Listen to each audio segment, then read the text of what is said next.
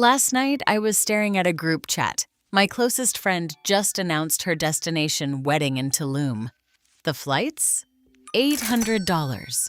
The mandatory matching silk bridesmaids pajamas, just so she can film a 10-second TikTok transition video? $150. My share of the aesthetic Airbnb that literally looks like a beige hospital? A casual $1,200? Add in the bachelorette weekend in Nashville, the overpriced bridal shower gift, the actual wedding gift, and the fact that I have to use 5 days of my hard-earned paid time off.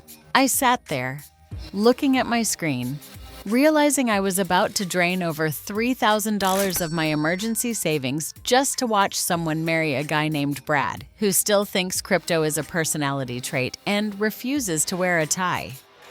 I'm kidding, obviously. I don't have friends. I am aggressively antisocial, mostly because being around other people's financial decisions gives me a physical rash. The idea of sitting at a group dinner where someone orders 3 spicy margaritas, a seafood tower, and a ribeye steak, and then casually suggests we split the check evenly, makes me want to burn the restaurant to the ground. I wouldn't spend $3,000 on anyone unless they were handing me $6,000 in return. But you do. You have friends. You have a vibrant social calendar. And your desperate, pathetic need to be a supportive bestie is the exact reason your bank account is practically screaming for help. You are subsidizing other people's aesthetic lifestyle choices because you are absolutely terrified of looking cheap in front of them.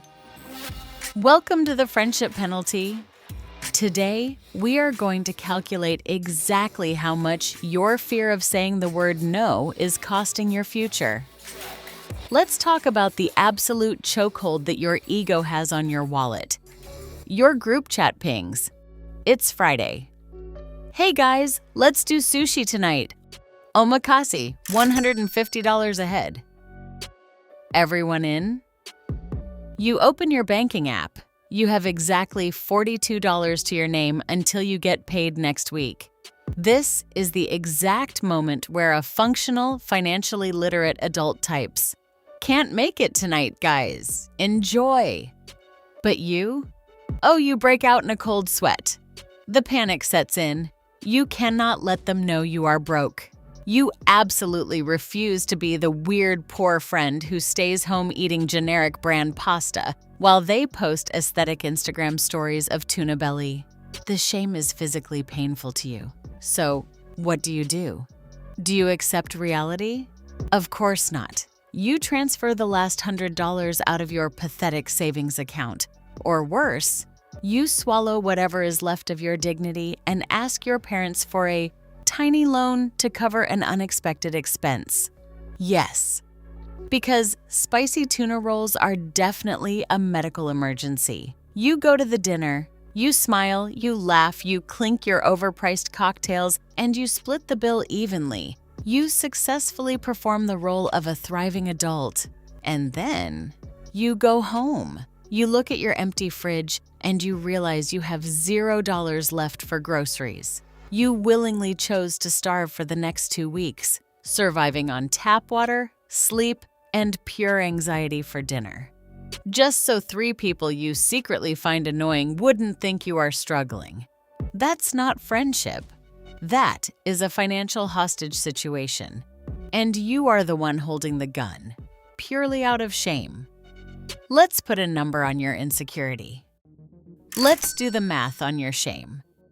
Let's say you cave to the social pressure just twice a month. A group dinner here, a mandatory brunch there, maybe chipping in for an overpriced birthday gift for someone you don't even text.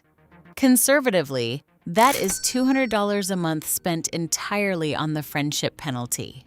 $200 you didn't have, but spent anyway to maintain the illusion that you are doing great.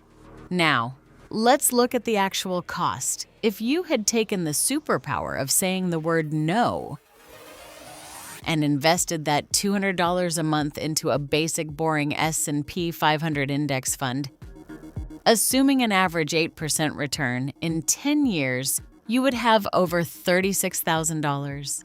In 20 years, you would have over $118,000. Let that sink in. You are literally burning $118,000 of your future wealth, a down payment on a house, years of early retirement, your actual financial freedom, just so a girl from your college dorm won't think you are cheap at a sushi restaurant. You are paying a six-figure tax on your own ego. So, how do you stop hemorrhaging cash just to keep up appearances? How do you escape the hostage situation? You have three options. Option 1, the radical truth. Next time the group chat suggests a ridiculous expense, you type this exact sentence. I am aggressively prioritizing my financial goals right now, so I'm going to sit this one out. Yes, it's terrifying. But guess what? If they get mad at you for being a responsible adult, they were never your friends. They were just looking for someone to subsidize their lifestyle. Option 2, the Annie Cents signature dodge. When someone demands you chip in for a $300 weekend trip, you hit them with this.